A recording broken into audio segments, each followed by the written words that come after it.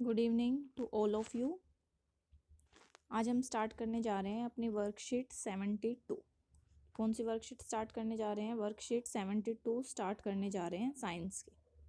ठीक है, साइंस की वर्कशीट स्टार्ट करने जा रहे हैं। चैप्टर वही कंटिन्यू कर रहे हैं कि हम बीमार क्यों पड़ते हैं। ठीक है, कि हम बीमार क्यों पड़ते हैं, उसका क्या रीज़न है। अब जैसे कोई जानना चाहता है कि क्या सिरदर्द भी एक रोग है, जो हेडेक होता है आपको, क्या वो भी एक डिजीज़ है? तो क्या है, सिर दर्द, खांसी आदि किसी रोग के लक्षण होते हैं। ये नहीं कि वो उसको हम डिजीज कह देंगे, ये सब क्या है, किसी भी एक डिजीज के लक्षण हैं।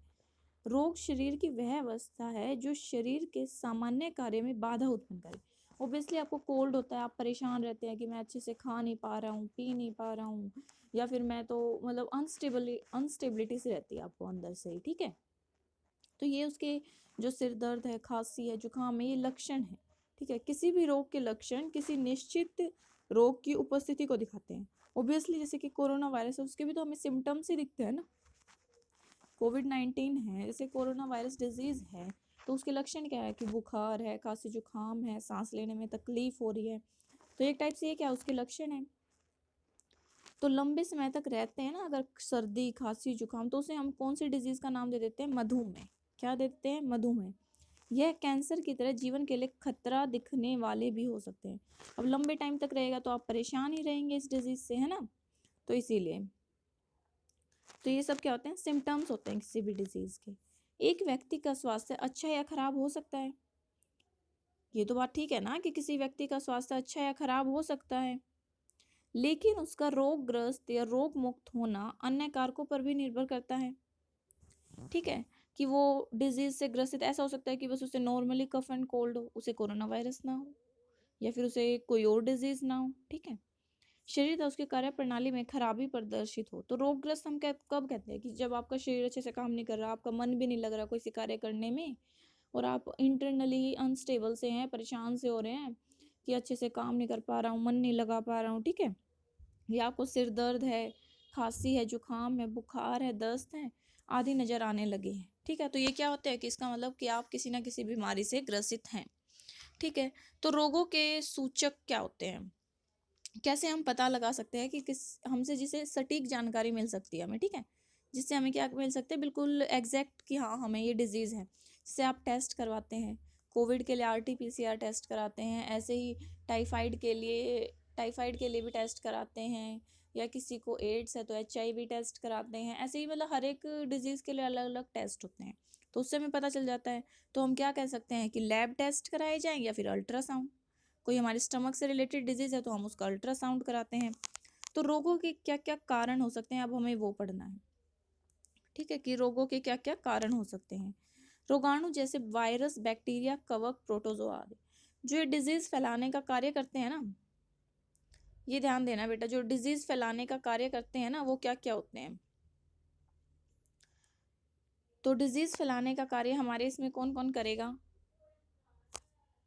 मैं यहाँ मेंशन कर रही हूँ, नंबर 1, 2 और 3। Bacteria. First one is bacteria. First one क्या है हमारा? बैक्टीरिया। और कौन सा बैक्टीरिया है जो हमें हेल्प भी करता है? घरों में सब दही खाते हैं ना, उसमें कौन सा बैक्टीरिया हेल्प करता है दही जमने के लिए? लैक्टोबैसिलस। ये बात नहीं कि बैक्टीरिया हार्मफुल ही होंगे, नहीं, वो यूजफुल भी होते हैं। ठीक है, ऐसे ही वायरस। अब वायरस का तो नाम ही काफ़ी है, तो आप सबको पता है किसका नाम लोगे आप? कोरोना वायरस का। अब एक है जैसे कि कवक। जो कवक है उसको इंग्लिश में क्या बोलते हैं? हम फंगाई बोलते हैं। ठीक है, अब जैसे फंगाई से एंटीबायोटिक भी बनाई जाती है। एक पेनिसिलियम फंगाई है जिससे कि पेनिसिलियम नाम की एंटीबायोटिक बनाई जाती है। ठीक है, ऐसे ही होते हैं प्रोटोजोआ। क्या होते हैं? प्रोटोजोआ। ठीक है, प्रोटोजोआ में क्या, जैसे अमीबा, पैरामीशियम, ये सब क्या होते हैं? प्रोटोजोआ। ये अलग अलग फैक्टर्स होते हैं जो कोई ना कोई डिजीज फैलाते हैं। जैसे बैक्टीरिया से होने वाली डिजीज क्या है? टाइफाइड हो गया। मल मलेरिया क्या है? एक प्रोटोजोआ डिजीज है मलेरिया। मलेरिया कौन सी डिजीज है? प्रोटोजोअल डिजीज है मलेरिया। और कवक से होने वाली भी डिजीज होती है, मीजल्स वगैरह। ठीक है, ऐसे ही वायरस का तो आपको पता है, ऐसे ही बैक्टीरिया, मतलब इनको अलग अलग क्लासीफाई किया जाता है। ये हम इस चैप्टर में आगे पढ़ेंगे। ठीक है, तो ये सब आपको ध्यान रखना है कि क्या क्या हमारे फैक्टर्स हैं जिनके कारण ये डिजीज होती हैं। बैक्टीरिया, वायरस, कवक, प्रोटोजोआ, फंगाई, ठीक है, ये सब इन चीज़ों के लिए रिस्पॉन्सिबल हैं। अब अपना लेक्चर आगे कंटिन्यू करते हैं। तो रोगों के कारण तो आपको पता चल गए ना क्या क्या है, वायरस, बैक्टीरिया, कवक एंड द प्रोटोजोआ, ठीक है। या फिर एक्सेसिव आपको मोटापा हो रहा है, ऑब्वियसली एक्सेस फैट होगा आपकी बॉडी में, तो आप बीमार जल्दी होंगे, ठीक है। अनुवांशिक भिन्नता मतलब हेरिडिटी की कोई प्रॉब्लम है तो उसकी वजह से हो सकता है। या फिर आपका जो प्रदूषण में रह रहे हैं आप, और हवा और पानी आपका ठीक नहीं है, तो उससे भी हो सकता है आपको बैक्टीरियल या फिर कोई भी डिजीज। सही इलाज का अभाव, आपको सही इलाज नहीं मिल पा रहा है, तो उससे भी हो सकता है कि आपको कोई भी डिजीज है और अब प्रॉपर आप उसका इलाज नहीं करवा पा रहे हैं, तो उससे भी हो सकता है, ठीक है। तो रोगों के जो लक्षण हैं, तो ये रोगों के कारण हैं जो हमें डिफरेंट पीपल्स में देखने को मिलते हैं। तो कारण क्या है, आप अनुभव कर सकते हैं कि सामान्य अथवा विशेष हो सकते हैं। ये जरूरी नहीं है कि बिल्कुल, कई बार तो एक ऐसा लगता है कि कोई सिम्टम ही नहीं है फिर भी कोविड पॉजिटिव आते हैं। तो सुना होगा ये सिम्टम जिसमें कोई सिम्टम्स ही दिखाई नहीं देते हैं, तो अलग अलग सिम्टम्स हो सकते हैं।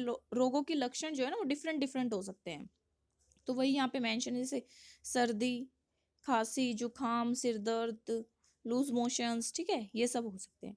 यहाँ पे आपको क्या दिए गई है कि आपको कुछ फिजिकल एक्टिविटी परफॉर्म करनी चाहिए। क्या करनी चाहिए, कुछ फिजिकल एक्टिविटी परफॉर्म करनी चाहिए। जैसे कि इन्होंने मेंशन किया है यहाँ पे, फिजिकल एक्टिविटी कोई आप एक्सरसाइज करें, प्रॉपर हेल्थ जो आपकी बैलेंस डाइट होती है वो लें, हेल्दी फूड्स खाएं, फ्रूट्स खाएं, ताकि आपको नरिशमेंट मिले।